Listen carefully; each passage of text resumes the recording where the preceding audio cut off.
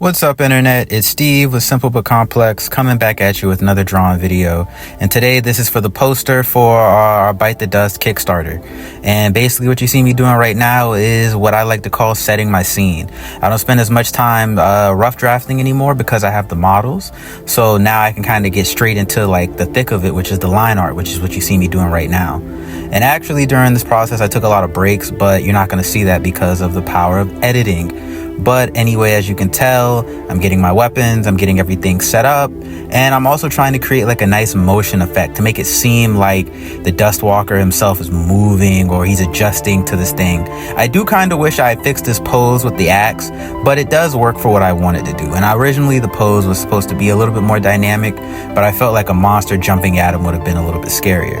And as you can see now, I'm just going over the weapon, and then now I'm actually about to get into the nitty-gritty, which is drawing this monster. And monsters have been hard for me with this project because they're so not human. So I've been spending a lot of time trying to figure out what makes something scary and what makes something not scary and what makes something work while still not making it look cartoony and goofy, which is something I'm kind of still struggling with. And it's not a knock on my style or anything, but it is something that I've noticed. And so I'm trying to do a lot better about that this go around. So I spent a lot of time really just focusing on things like hollow eyes, really making like that chest like just something you just wouldn't want to touch. Like I always go in with the mindset of like, I wouldn't want this chasing me down a hallway. I wouldn't want this touching me. I wouldn't want to look at this while I eat. So I even kind of moved the spine in a little bit to give it that like unnatural, like, well, how does this thing even stay up or and I'm making the arms bigger and messing with the poses and everything. And like, this is ultimately what I got.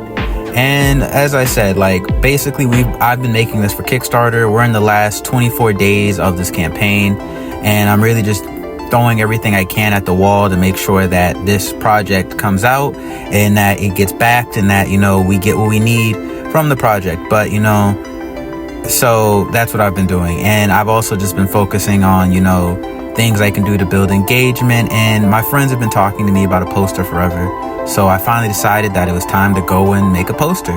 So that's what I've been doing. And like I said, as you guys can tell, I added my colors in, and now this is where I blocked them out.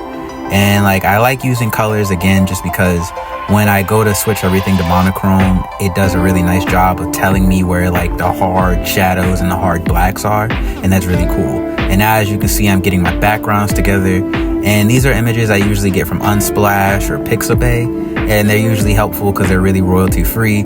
And I mean, the rule is as long as you edit the photo, you're fine. But, I do try to make sure they're still royalty free anyway, just in case. And now what I'm doing is I'm adding my shadows. And I actually did this project a little out of order because usually I do like the hard lines, flats, colors, effects, shadows, shading, then the background. But I guess because I remember it being late when I was drawing this and also not really knowing where or how I really wanted this to look, especially because there's two people.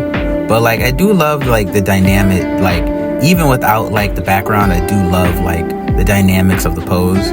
And like this poster, I do wish it was slightly like, I don't know what the word is, but like it did the job. I think I just wish I had done better with the poses, but that's like neither here nor there, I guess. So yeah, as you can see, now again, I'm still just making and adding movement, making sure everything looks cool, it flows, and that, it's a working project, Yeah, and my bad for like just rambling all over the place. I'm still figuring out how to make these videos and how to write them and what the topic should be about. So it's a learning process like everything, but people really seem engaged with how you do what you do and how you make what you make. So I really want to kind of focus on that part because like I'm looking at myself more as a creator now. So I'm trying to basically not really give away the sauce because, I just don't want to do that. But I do want to be a little bit more candid about what I'm doing, how I'm doing it, and how I'm making it work. And then now we're pretty much the final stretch. Basically what I did, if you can see in the bottom right corner, I actually get like the red paint bucket tool, and I just paint the whole canvas red, and then I just mess with the blending modes because they can give you really fun like things with like lighting and stuff. So like usually when I'm doing my shading, I always just do a cycle through of all the blending modes just to see what my potential options are. because sometimes that can really change the game, and the right blending mode can really make or break a page. It's so crazy. But we are running low on time now, so I guess I'm going to use this time to wrap up. My comic book, Bite the Dust, is on Kickstarter. Please support it.